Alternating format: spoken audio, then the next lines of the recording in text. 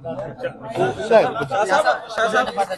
साहब असल मसला तो था ही पीएसटी और जेएसटी वालों का, उसका तो कुछ नहीं हुआ, क्या कहेंगे? अच्छा, वो उम्मीदवार अब मजीद वेट करें या ना करें?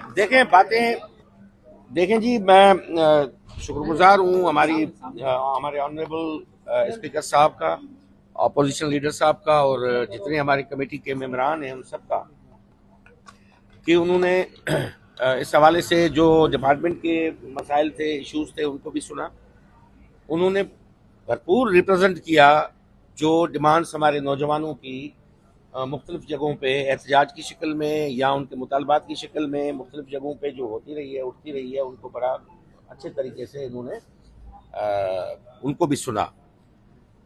अब देखिए, सवाल ये है कि मैंने पहले दिन से ये बात करता आया हूँ कि भाई एजुकेशन जो डिपार्टमेंट है उसको हमें तालीम का जरिया बनाना है, रोजगार देने का जरिया नहीं बनाना। सोचें दो है, रोजगार तो मिलेगा ही मिलेगा मगर मेरिट पे मिले और डिपार्टमेंट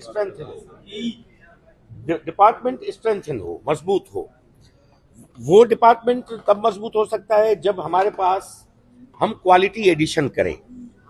97,000 जो टीचर्स हमारे पास आए, जिसको ऑफर लेटर्स इशू हुए, ये उस वक्त 2001 और 2021 और 2022 में सूरत-हाल ये थी, जब हमने ये रिक्रूटमेंट शुरू की तो उस वक्त 12,000 स्कूल हमारे बंद थे और रिटायरमेंट का जो रेशो था वो इतना हाई था कि इस वक्त हम क्राइटेरिया को नीचे नहीं लाते तो हमारे कोई 20,000 के करीब स्कूल बंद होने का अंदेशा उस वक्त मौजूद था, क्योंकि रिटायरमेंट हो रही थी। मजबूरन हमें वार फुटिंग पे उस क्राइटेरिया को रिलैक्स करके, जो हार्ड एरिया वाली बात करते हैं ना हमारे नौजवान, इनने अपने लोगों को देने के लिए फायदा दिया।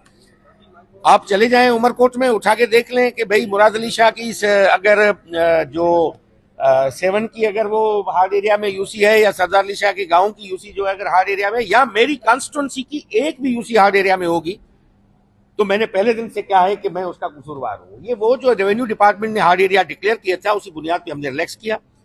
अब उसके बाद मुतालबात चले, 97,000 ऑफर लेटर इशू हो चुके। 4-5 साल ये चली, रिक्रूटमेंट प्रोसेस चला। उसके बाद मुतालबात आना शुरू हो गए। भाई 5 सालों में कोई 1 लाख से ज्यादा नौजवान यूनिवर्सिटी से डिग्रियां लेके बाहर निकले। उनकी डिमांड शुरू हो गई कि भाई सारी की सारी सीटें आप इनको दे देंगे, हम जो फ्रेश ग्रेजुएट हैं हम कहाँ जाएंगे। तो हमने उसके बाद क्या था कि 2 चीजें थी, एक तो उन नो फ्रेश ग्रेजुएट को भी मौका मिले, दूसरा कि डिपार्टमेंट को किस चीज की जरूरत है, कौन से टीचर्स की जरूरत है, वो हम लाएं। वो हमें फिल फोर जरूरत थी, एक ईसीटी की, अर्ली चाइल्डहुड टीचर्स की, दूसरी थी साइंस टीचर्स की।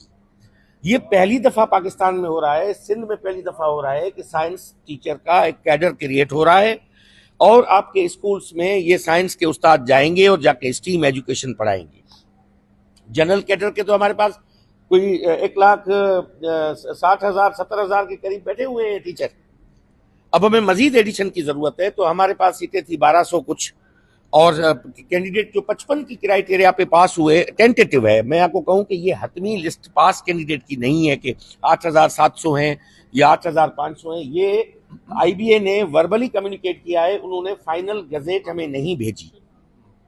वो फाइनल जब गजेट भेजेंगे, कि उनके कुछ वहां पे सवालों पे इख्तलाफ थे, कुछ नौजवानों ने वहां पे कंप्लेंट्स की हैं, वो उनका मसला है, आईबीए का, हमारा नहीं है। उसको वो जब ठीक करके जो फाइनल लिस्ट हमें भेजेंगे तो हमें पता चलेगा कि कितने टीचर्स हैं।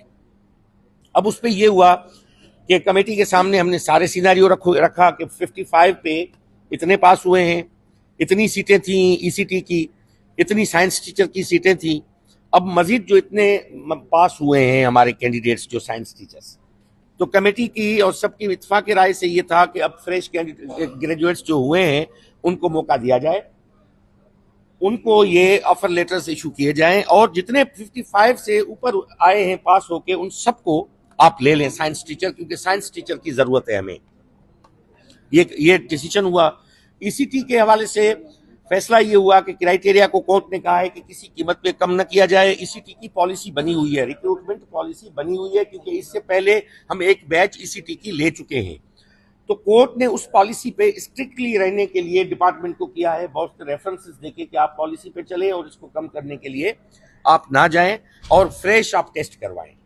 तो कमेटी ने हुक्म किया है कि इस वक्त जो पास हुए हैं 55 पे, उन सबको आप ले लें और इसके बाद बाकी जो सीटें आपकी बचती हैं आप बढ़ा सकते हो तो सीटें बढ़ाओ और 3 महीने के अंदर दूसरी टेस्ट आप भेजें IBA को और दूसरी टेस्ट कंडक्ट करवाएं।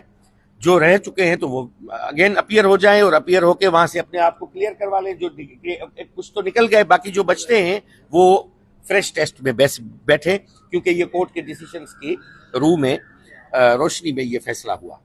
तो ये पूरा सिनेरियो था।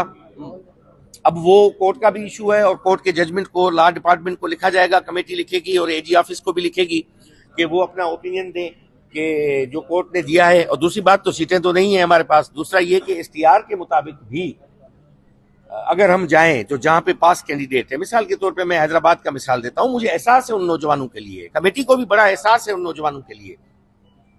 अब वहां पे हैदराबाद में 20 शागिर्दों पे एक उस्ताद बैठा हुआ है ऑलरेडी। अब ज्यादा पास वहां पे है, ऐसे शहरों में, अर्बन एरियाज पे, तो डेफिनेटली तालीम को अगर ठीक करना है तो सब पहलू को जहन में रखना पड़ेगा। फकत ये नहीं कि रोजगार देना है, ये भी देखना है कि डिपार्टमेंट को किस चीज की जरूरत है, क्वालिटी एजुकेशन की क्या चाहिए। तो मैं शुक्रगुजार हूं, इन्होंने हमारी सुनी और उन्होंने भरपूर केस लड़ा।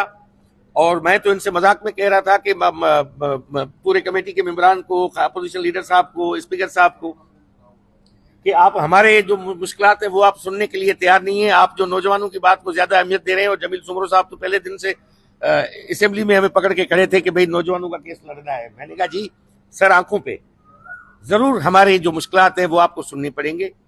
और फ्यूचर में अगर तालीम को ठीक करना है तो ये मसाइल आज हम नहीं होंगे, कल उठ के सामने जब खड़े आएंगे तो लोग पूछेंगे हमसे सवाल कि आपने उस वक्त ये फैसला क्यों किया।